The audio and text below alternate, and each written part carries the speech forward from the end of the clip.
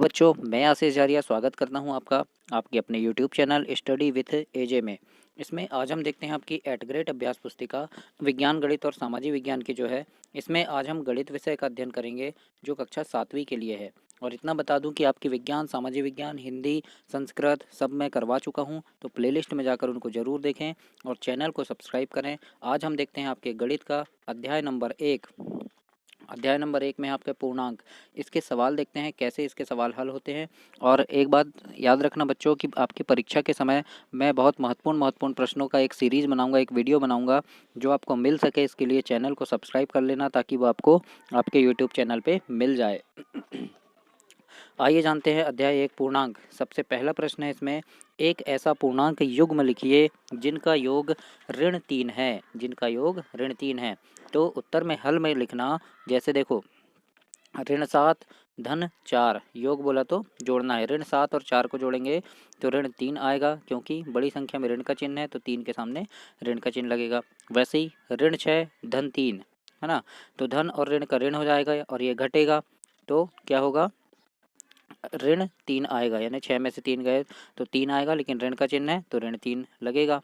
और धन मतलब आपको पता है, धन और ऋण ये दोनों मिलके क्या होते हैं, ऋण होते हैं। तो जैसे ये ऋण का चिन्ह है, ऋण 6 और धन ये मिलके ऋण हो जाएंगे, मतलब घट जाएगा ये। इस प्रकार से आप एक क्वेश्चन नंबर 1 का आंसर लिखेंगे। दूसरा प्रश्न है, एक ऋणात्मक पूर्णांक और एक धनात्मक पूर्णांक लिखिए जिनका अंतर 8 है, ऋण 8 है। तो एक धनात्मक होना चाहिए, एक ऋणात्मक। तो जैसे ऋण 10 हो गया और धन 2 है ना, इसको क्या धनात्मक पूर्णांक है दोनों, लेकिन इनको क्या करेंगे हम, इनका अंतर मतलब जब इनको घटाएंगे तो क्या होगा, धन और ऋण, यानी एक धनात्मक है और एक ऋणात्मक है, धन ऋण का ऋण हो जाएगा मतलब घटेगा। तो घटने पे क्या प्राप्त होगा हमको, ऋण 8 होगा। बड़ी संख्या के सामने ऋण का चिन्ह है इसलिए ऋण लगेगा, तो ऋण 8 प्राप्त हुआ। तो इस प्रकार से लिखेंगे। तीसरा प्रश्न है इसमें, यदि किसी भी पूर्णांक को ऋण 1 से गुणा किया जाए तो क्या प्राप्त होगा। तो देखिए, जैसे कोई भी पूर्णांक ले लो, ऋण 2 ऋण 3 ऋण 4 है ना। जैसे ऋण 7 ले लिए तो ऋण 7 गुणा 1, यानी ऋण 1 से गुणा कर दिए तो क्या प्राप्त हुआ हमको, 7, मतलब वही पूर्णांक प्राप्त होता है। तो नीचे लिख देना, किसी भी पूर्णांक को ऋण 1 से गुणा किया जाए तो वही पूर्णांक प्राप्त होता है। इस प्रकार से प्रश्न नंबर 3 का उत्तर लिखेंगे। चौथा प्रश्न है, मान ज्ञात कीजिए ऋण 42 गुणा 12। तो देखो ऋण 42 गुणा 12, यानी ऋण 42 में 12 का गुणा करेंगे तो 12 गुणा 42 कर दो और ऋण का चिन्ह है तो ऋण, तो 504 इसका उत्तर आएगा, है ना। 42 का गुणा हम 12 के साथ करेंगे तो 504 आता है, यानी 12 दूनी 24 की 4, हासिल आया 2, 12 चौके 48 और 2 50, 504। तो ऋण का चिन्ह बड़ी संख्या के सामने तो ऋण का लगा देंगे, तो ऋण 504 इसका उत्तर होगा। अगला प्रश्न है प्रश्न नंबर 5वां, 125 भागित 25, इसको हमको करना है। तो 125 में 25 का भाग देंगे तो कितना आएगा उत्तर, 5, है ना। जैसे ये देखो 125 में हम 25 का भाग दिए तो 25 पंचे कितना होता है, 25 पंचे 125, यानी कुछ नहीं बचा नीचे शेष। तो उत्तर कितना आया हमारा, 5। इस प्रकार से आप भाग दे दीजिएगा। अगला प्रश्न है प्रश्न नंबर 6वां, दोपहर 12 बजे तापमान 0 से 10 अंश ऊपर था। यदि यह आधी रात तक 2 अंश सेल्सियस प्रति घंटे की दर से कम होता है तो किस समय तापमान 0 से 8 अंश सेल्सियस नीचे होगा, मतलब और आधी रात को तापमान क्या होगा। तो देखिए दोपहर 12 बजे कितना था, 10 अंश सेल्सियस था, है ना। तो क्या बोल रहा है, यदि आधी रात तक 2 अंश सेल्सियस प्रति घंटे की दर से, मतलब एक घंटे में कितना, 2 अंश सेल्सियस कम हो रहा है ना। तो देखिए 12 बजे कितना था, 10 अंश सेल्सियस, है ना। 1 बजे कितना हो जाएगा, 8 अंश सेल्सियस हो गया, है ना। 2 बजे हो जाएगा 6 अंश सेल्सियस, 3 बजे 4 अंश सेल्सियस, मतलब 2 कम हो रहा है।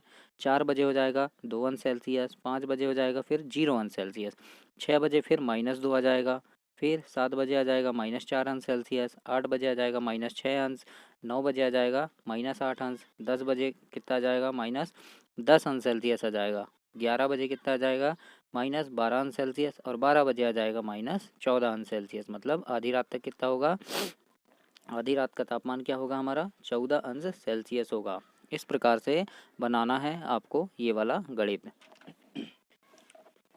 अब 0 से 8 अंश सेल्सियस नीचे कब होगा बोला है, तो यहाँ क्या पूछा है, देखो किस समय तापमान 0 से 8 अंश सेल्सियस नीचे होगा। तो 0 से 8 अंश सेल्सियस कब हुआ है, देखो 8 अंश सेल्सियस 9 बजे, तो 9 बजे 8 अंश सेल्सियस होगा। और आधी रात को तापमान क्या होगा, तो यानी 12 बजे, यानी आधी रात को कितना हो जाएगा, 14 अंश सेल्सियस। इस प्रकार से प्रश्न नंबर 6 लिखेंगे। अगला प्रश्न है 7वां नंबर का, मान ज्ञात कीजिए 13 भागित ऋण 2 धन 11। तो इसको कैसे करना है, देखो 13 भागित ऋण 2 धन 11। सबसे पहले कोष्टक सॉल्व करेंगे हम। ये ऋण 2 और 11 है, और धन और ऋण है तो घट जाएगा। 11 में से 2 गए तो ये 9 आ गया। बड़ी संख्या के सामने धन का चिन्ह है तो धनात्मक होगा। फिर 13 भागित 9 हो गया। अब 9 में 13 का भाग देंगे तो कितना हो जाएगा, इसको हम 13/9 लिख सकते हैं। तो ये 13/9 ही आपका आंसर होगा। इस प्रकार से ये सवाल हल करना है बच्चों। प्रश्न नंबर 8वां है, फिर वितरण गुण का उपयोग करते हुए मान ज्ञात कीजिए। तो प्रश्न है आपका 70 गुणा ऋण 19 धन ऋण 1 गुणा 70, वितरण गुणधर्म लगाना है। तो हम यहाँ एक बार प्रश्न को लिख लिए, और वितरण का गुणधर्म लगाएंगे तो देखो यहाँ भी 70 है और ये एक 70 है, तो एक 70 हम बाहर निकाल लिए। तो क्या बचा यहाँ, ऋण 19 धन ऋण 1 बच गया, है ना। अब ऋण 19 और ऋण 19 धन ऋण 1 को जब जोड़ेंगे तो क्या हो जाएगा, ऋण 20 हो जाएगा। 70 का 70 है, और ये कोष्टक के बाद 70 के बाद कोष्टक और 70 के बीच कौन सा चिन्ह है, गुणा का, गुणा लगा दिए। और यानी 70 गुणा ऋण 20 हो गया। जब इसको हम हल करेंगे तो कितना आएगा हमारा आंसर, 1400। तो 1400 आपका आंसर होगा बच्चों। इसी प्रकार से 9वां सवाल है आपका। 9वां सवाल में क्या है, ऋण 5 गुणा 4 से शुरू करते हुए ऋण 5 गुणा ऋण 6 ज्ञात कीजिए। तो देखो ऋण 5 गुणा 4 से शुरू करना है, तो ऋण 5 गुणा 4 कितना हो गया, 20, है ना, ऋण 20 हो गया। ऋण 5 गुणा 3 ऋण 15, ऋण 5 गुणा 2 तो 5 दूनी 10, तो ऋण 10 आ गया। ऋण 5 गुणा 1 तो कितना हो गया, ऋण 5 गुणा 1 5 एकम 5, ऋण 5 हो गया। फिर ऋण 5 गुणा 0 करेंगे तो 0 आ जाएगा। फिर ऋण 5 गुणा ऋण 1 करेंगे तो धनात्मक का 5 आएगा। ऋण 5 गुणा ऋण 2 तो 10 आ गया। फिर ऋण 5 गुणा ऋण 3 तो 15 आ गया। ऋण 5 गुणा ऋण 4 तो 5 चौके 20 हो गया। ऋण 5 गुणा ऋण 5 तो 5 25। अब ऋण ऋण है तो धन हो जाएगा, धनात्मक आएगा। ऋण 5 गुणा ऋण 6 तो 30 आ गया। तो हमको कहाँ तक जाना था, ऋण 5 गुणा ऋण 6 तक। तो ये ऋण 5 गुणा ऋण 6 तक गए तो 30 आ गया। तो इस प्रकार से प्रश्न नंबर 9 हल करेंगे। अब 10वां प्रश्न है आपका कि 15 प्रश्नों वाले एक कक्षा टेस्ट में प्रत्येक सही उत्तर के लिए 4 अंक दिए जाते हैं और गलत उत्तर के लिए ऋण 2 अंक दिए जाते हैं। अ नंबर में है, गुरप्रीत सभी प्रश्नों को हल करती है परंतु उसके उत्तर में केवल 9 सही हैं। उसने कुल कितने अंक प्राप्त किए। तो देखो अ नंबर का देखते हैं, गुरप्रीत के प्रश्न के सही उत्तर, है ना, कितने प्रश्न किए उनने, 9, और सही उत्तर यानी 9 सही किए, और सही उत्तर के लिए कितना दिया जाता है, 4 अंक। तो कितने अंक हो गए उसके, 36 अंक हो गए, है ना। मतलब कुल प्रश्न कितने थे, 15। अब 9 यानी 9 केवल सही किए, तो गलत कितने किए, 6। तो गलत के लिए कितना दिया जाता है, ऋण 2। तो 6 दूनी 12 हो गया, मतलब ऋण 12 हो गया। 36 में से 12 घटाएंगे तो कितना आएगा, 24, यानी 24 अंक गुरप्रीत को मिला। इस प्रकार से आप इसको हल करना। उसके बाद ब नंबर देखिए। ब नंबर में है आपका, उसके एक मित्र ने के केवल 5 सही उत्तर हैं, उसके मित्र के द्वारा प्राप्त अंक कितने हैं। तो देखो उसके मित्र के सही उत्तर कितने हैं, 5, और सही उत्तर के लिए अंक कितने दिए जाते हैं, 4। तो 5 चौके हो गया 20। गलत उत्तर कितने होंगे, फिर जब 5 सही है तो गलत होंगे 10, मतलब कुल 15 है ना।